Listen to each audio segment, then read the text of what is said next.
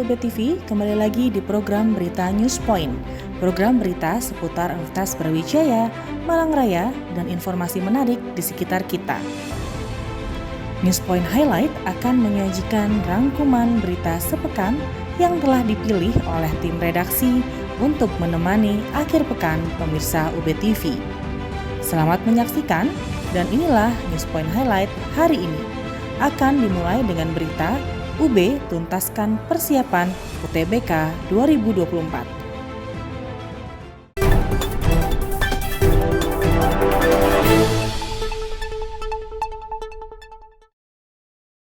Koordinator Pelaksana UTBK UB tahun 2024, Heri Prawoto menjelaskan bahwa Universitas Brawijaya sudah siap untuk menjadi lokasi UTBK tahun 2024. Kesiapan ini sudah dilakukan mulai dari pemasangan papan informasi lokasi ujian, penyiapan ruangan untuk lokasi ujian berbasis komputer, dan sarana lainnya. UTBK 2024 ini dimulai sejak tanggal 30 April hingga 7 Mei 2024. Kami dari Koordinator Pelaksana akan menyampaikan bahwa pelaksanaan UTBK di UB insya Allah sudah mendekati final di dalam mempersiapkan untuk kebutuhan UTBK.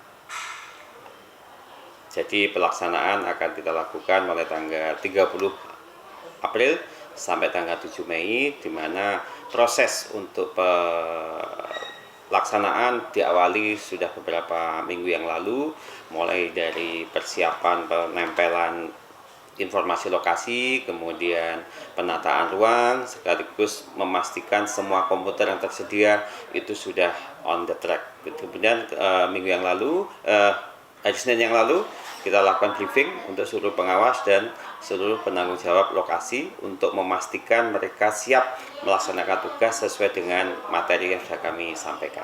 Jadi secara umum pelaksanaan UTBK sudah kita siapkan dengan baik, mulai dari jaringan listrik, kemudian internet, kemudian komputer, sekaligus SDM yang akan membantu untuk pelaksanaan UTBK di tiap hari dan tiap lokasi. Kesiapan ini terus dituntaskan oleh panitia pelaksana dengan harapan nantinya akan memudahkan bagi peserta untuk mengetahui lokasi tes dan kebutuhan lainnya. Dengan persiapan yang matang akan membantu peserta dalam menjalani ujian masuk perguruan tinggi berbasis komputer. Kesiapan pelaksanaan UTBK 2024 di Universitas Brawijaya terus dimatangkan. Setelah persiapan perangkat dan sarana tuntas, panitia pelaksana UB melakukan simulasi kepada pengawas UTBK 2024. Simulasi ini untuk memberikan gambaran dan langkah yang harus diambil oleh pengawas jika terjadi kendala dalam pelaksanaan UTBK 2024. Farid Jauhari, penanggung jawab lokasi di Lab DTI UB, menjelaskan bahwa simulasi ini penting bagi para pengawas agar mereka mengetahui langkah dan prosedur dalam menjalankan tugasnya. Simulasi UTBK ini tujuannya untuk mengenalkan aplikasi kepada pengawas. Terus kemudian nanti mengenalkan kondisi-kondisi yang mungkin terjadi. Kondisi-kondisi itu yang istilahnya negatif ya. Misalkan tiba-tiba ada yang koneksinya putus, apa yang harus dilakukan pengawas. Terus kemudian misalkan naudzubillah min dzalik, kalau ada bencana gempa bumi, apa yang harus dilakukan oleh pengawas, seperti itu. Jadi mengenalkan aplikasi ini, karena ujian harus dihentikan kalau misalkan ada bencana ya. Ujian harus dihentikan dulu, bagaimana caranya dihentikan tapi waktunya peserta tidak berkurang. Itu sih tujuannya. Simulasi ini merupakan bagian dari kesiapan panitia pelaksana UTBK UB 2024 dalam mempersiapkan UTBK yang akan berlangsung mulai 30 April pekan depan. UTBK ini merupakan jalur seleksi masuk perguruan tinggi bagi calon mahasiswa baru tahun 2024 yang berbasis komputer.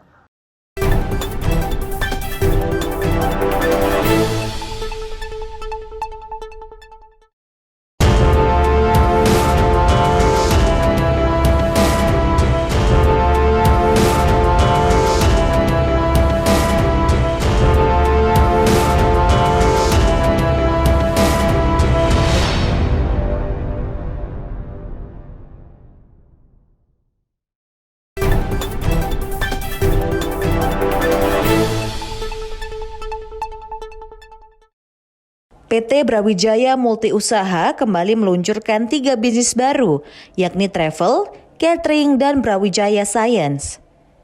Keberadaan PT BMU ini diharapkan menjadi kebanggaan bersama insan UB. Bahwa kehadiran PT BMU ini kita harapkan untuk bisa menjadi emulator seluruh aktivitas dari Universitas Brawijaya. Jadi kalau dulu perguruan tinggi itu ada yang disebut dengan tridharma, ada pendidikan, penelitian, dan pengabdian pada masyarakat. Satu lagi pilar yang kita miliki adalah badan usaha.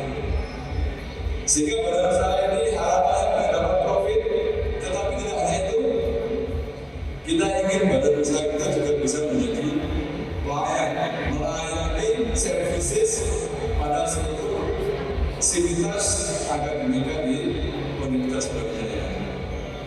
Dan tentu karena ada profit nanti kita berharap sepertiga expenditure atau pendapatan dari Universitas Brawijaya akan bisa disupport oleh dari badan usaha kita. Dan tadi sudah ada laporan banyak sekali yang sudah mau digulirkan. Mudah-mudahan ke depan kita saling support, ya, sehingga keberadaan PT BMU ini juga menjadi bagian dari keluarga besar universitas, menjadi harus kita bersama-sama. Mahasiswa juga merasa memiliki, dosen, tenaga pendidikan juga merasa memiliki, dan PT BMU juga harus ada di mana-mana. Hadir oleh kebutuhan dari dosen, kebutuhan teknik, kebutuhan mahasiswa. Hal tersebut menjadi harapan dari Rektor UB Profesor Widodo saat meresmikan 3 jenis bisnis baru tersebut. Rektor berharap BMU mampu melayani kebutuhan desain, tendik, dan mahasiswa melalui berbagai produk yang diluncurkan. Fakultas Vokasi UB terus menjalani kegiatan dalam skup internasional. Salah satunya dengan hadirnya 36 mahasiswa dari University Technology Petronas yang datang ke kampus Vokasi UB untuk melakukan inbound. Ketua Pelaksana Inbound Andira Dwi Wiranugraha menjelaskan bahwa kegiatan inbound ini merupakan program internasional vokasi agar mahasiswa dari 2 kampus berbeda ini mampu bekerja sama. Nantinya, mereka akan membuat website untuk membantu UKM di daerah cetak agar dapat go global dan digital melalui website. Jadi program inbound itu adalah sesuai namanya inbound, berarti ada mahasiswa dari luar UB, ini itu adalah dari Malaysia Universitas Teknologi Petronas yang datang ke khususnya Fakultas Vokasi UB itu melakukan kegiatan. Kegiatannya ini kalau misalkan inbound itu harus ada kaitannya dengan kegiatan akademik. Ini untuk kegiatan akademik itu memang ada karena sehari-hari dari Senin sampai Jumat, terus Senin sampai Selasa lagi itu kegiatan di kelas kurang lebih selama 3 jam berhubungan dengan pembuatan website. Selain itu, para mahasiswa Malaysia ini juga akan melakukan kegiatan pengabdian masyarakat untuk mengenal dan mengetahui kearifan lokal yang ada di Jawa Timur bersama dengan mahasiswa Fakultas Vokasi UB. Keberadaan UB sebagai salah satu kampus terbesar dan terbaik di Indonesia menarik perhatian pemerintah Jepang untuk bersinergi dengan UB. Melalui Konsulat Jenderal Jepang dan komunitas Mikoshiren, Jakarta, mereka menyerahkan Omikoshi kepada UB sebagai sarana penambah pengetahuan pembelajaran mengenai Jepang. Saat ini, UB memiliki program studi sastra Jepang yang berada di Fakultas Ilmu Budaya UB. Omikoshi merupakan miniatur kuil sebagai simbol kendaraan terbaik dari Dewa Shinto. Omikoshi menjadi ikon wajib dalam pesta rakyat di Jepang. Konjen Jepang Surabaya Takeyama Kenichi menjelaskan bahwa penyerahan Omikoshi ke UB dikarenakan UB merupakan kampus terbaik dan memiliki prodi sastra Jepang sebagai Omikoshi dapat menjadi bahan pembelajaran bagi mahasiswa. Selain itu, penyerahan ini juga diharapkan dapat mempererat hubungan antara Universitas Brawijaya dengan pemerintah Jepang, sehingga dapat bersinergi dan berkolaborasi dalam berbagai bidang untuk kemajuan bersama.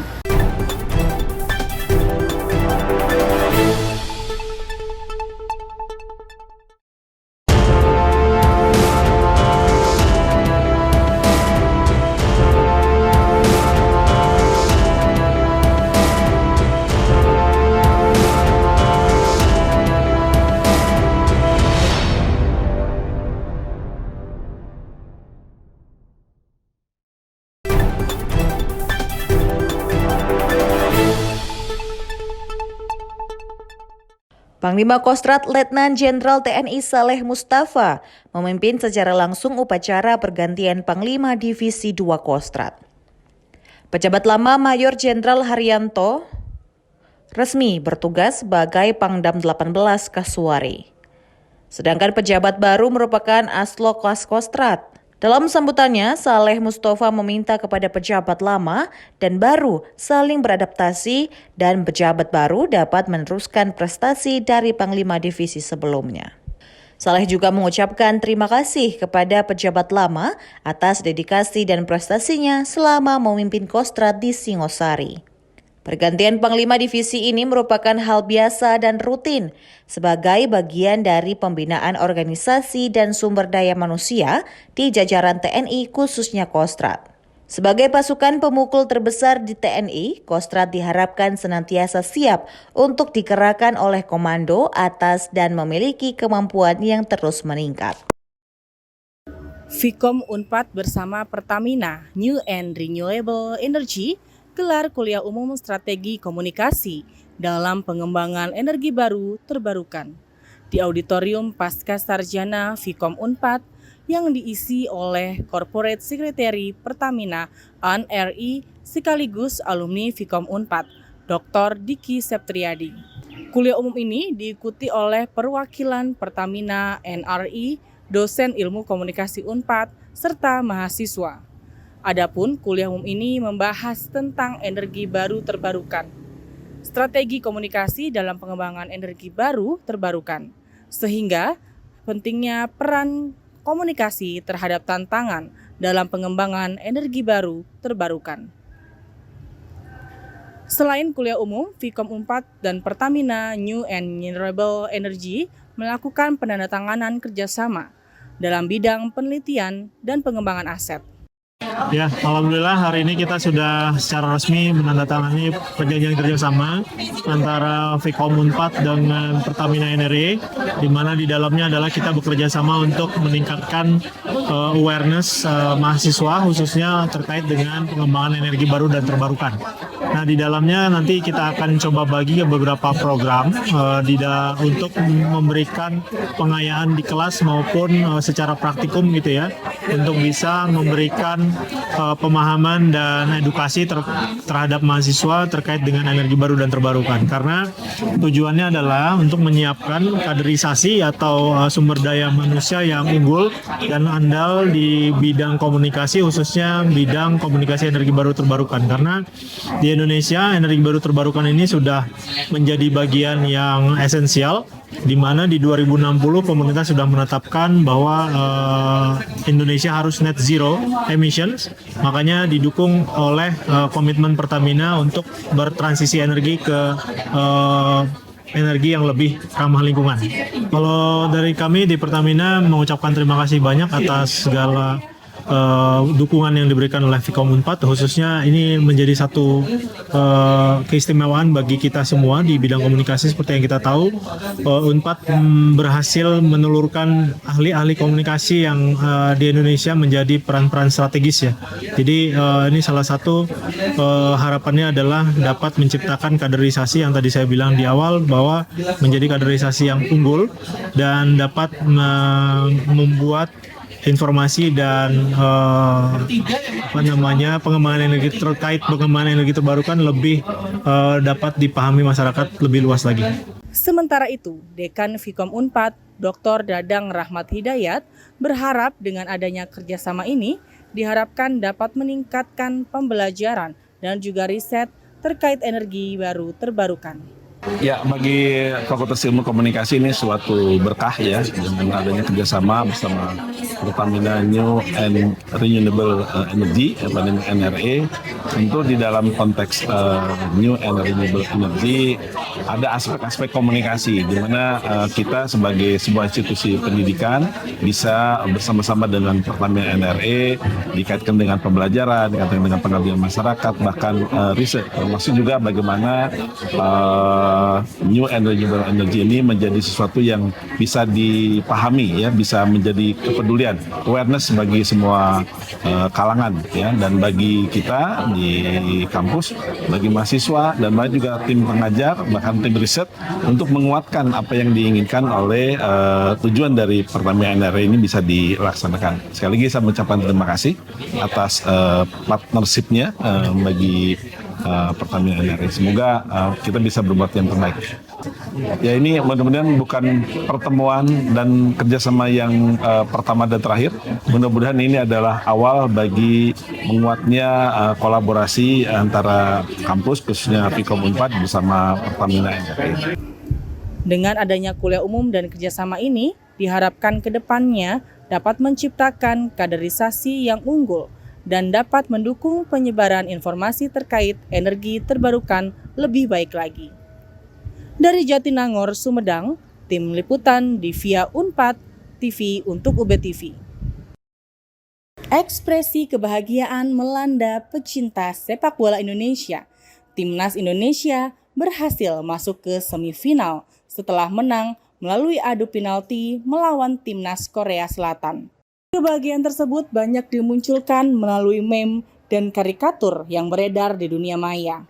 Beberapa meme menunjukkan kemenangan tersebut sebagai berkah hari Jumat.